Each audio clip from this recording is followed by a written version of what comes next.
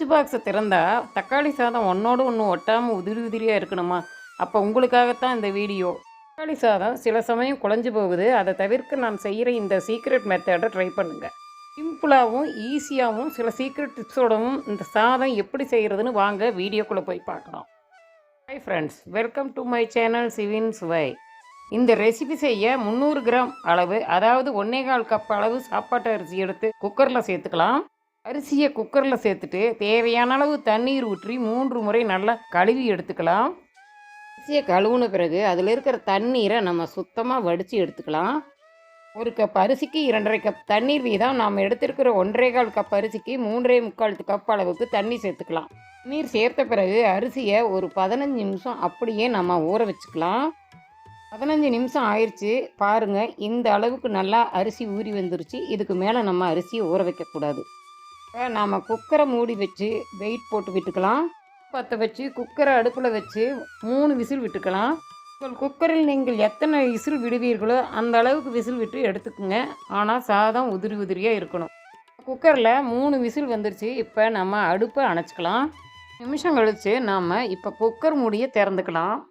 ஆஹா, பாருங்கள் சாதம் எவ்வளோ உதிரி உதிரியாக பஞ்சு போல் மென்மையாக சூப்பராக வெந்து வந்திருக்குது.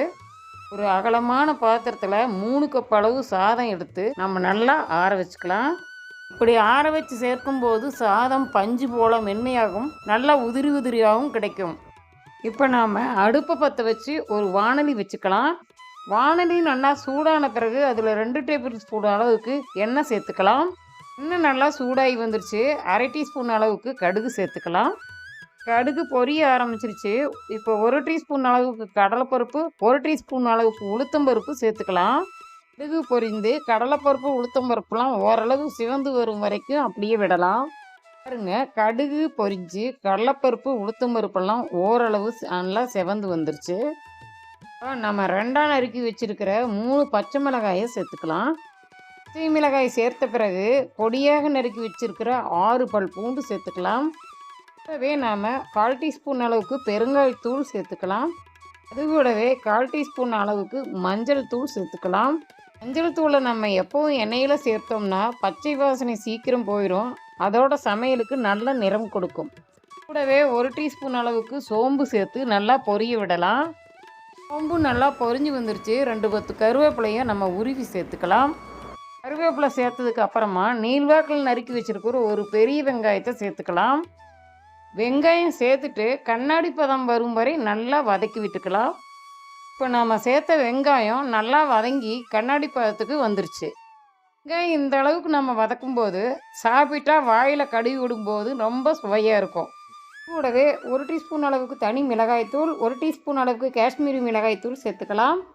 மிளகாய்த்தூளில் காரம் இருக்காது, நல்ல நிறம் மட்டும்தான் கொடுக்கும். உங்கள்கிட்ட இருந்தால் சேர்த்துக்குங்க, இல்லை என்றால் தவிர்த்து விடலாம், ஸ்கிப் பண்ணிக்கலாம். கூடவே 1/2 டீஸ்பூன் அளவுக்கு கரம் மசாலா தூள் சேர்த்துக்கலாம். மசாலா தூள் சேர்த்துட்டு அதுக்கப்புறமா அடுப்பை மிதமான தீயில் வச்சு பச்சை வாசனை போகிற வரைக்கும் நல்லா வதக்கி விடலாம். சேர்த்த மசாலா தூள் நிறம் மாறாமல் பார்த்துக்கொள்ளுங்க. இப்போ நம்ம சன்னமாக நறுக்கி வச்சுருக்கிற 4 மீடியம் சைஸ் தக்காளியை சேர்த்துக்கலாம். தக்காளி சேர்த்ததுக்கப்புறம் 2 நிமிஷம் மிதமான தீயிலேயே வச்சு நல்லா வதக்கி விட்டுக்கலாம். தக்காளி சேர்த்துட்டு நல்லா கலந்து விட்டுட்டு ஒரு மூடி போட்டு மிதமான தீயில் 2 நிமிஷம் நல்லா வேக வச்சுக்கலாம். தக்காளி வேக வச்சு 2 நிமிஷம் ஆயிடுச்சு. இப்போ மூடியை திறந்துக்கலாம். பார்த்திங்கன்னா தக்காளி தண்ணீர் விட்டு நல்லா வேக ஆரம்பிச்சிருச்சு. இப்போ சாதத்துக்கு தேவையான அளவு உப்பு சேர்த்துக்கலாம்.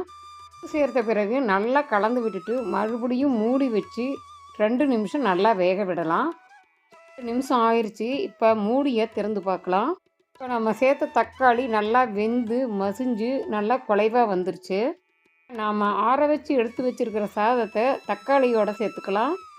நம்ம சேர்த்ததுக்கப்புறமா அடுப்பை சிம்மில் குறைந்த தீயில் வச்சுட்டு தக்காளி மசாலாவோட சேர்ந்து வர மாதிரி நல்லா கலந்து விட்டுக்கலாம். தக்காளி வதக்கல் சாதத்துடன் நன்றாக கலந்து வர சாதம் உடையாதவாறு மெதுவாக 2 நிமிடம் நன்றாக கலந்து விடலாம். சாதம் நல்லா கலந்து வந்துருச்சு. நம்ம இப்போ பொடியாக நறுக்கி வச்ச கொத்தமல்லி இலை 1 கைப்பிடி அளவு சேர்த்துக்கலாம். கொத்தமல்லி இலை சேர்த்துட்டு மிதமான தீயிலேயே 1 நிமிஷம் நல்லா கலந்து விட்டுக்கலாம். கொத்தமல்லி இலை சேர்த்து கலந்து விடும்போது தக்காளி சாதம் நல்ல மணமாகவும் சுவையாகவும் இருக்கும். இவ்வளோதாங்க, சுவையான மற்றும் மணமான தக்காளி சாதம் ரெடி ஆயிடுச்சு. தேவைப்பட்டால் தயிரோடு சேர்த்து சாப்பிட்லாம், இல்லைன்னா அப்படியே கூட சாப்பிட்லாம்.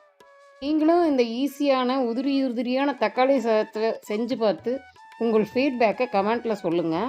வீடியோ பிடிச்சிருந்தா லைக் பண்ணிவிட்டு சப்ஸ்கிரைப் பண்ணிவிட்டு உங்கள் ஃப்ரெண்ட்ஸ் அண்ட் ரிலேட்டிவ்க்கு ஷேர் பண்ணிவிட்டு கூடவே பெல் சிம்பிளையும் கிளிக் பண்ண மறந்துடாதீங்க. இதுவரை என்னுடைய வீடியோ பார்த்த அனைவருக்கும் நன்றிங்க. மீண்டும் அடுத்த வீடியோவில் ஒரு நல்ல ரெசிபியுடன் சந்திக்கலாங்களா?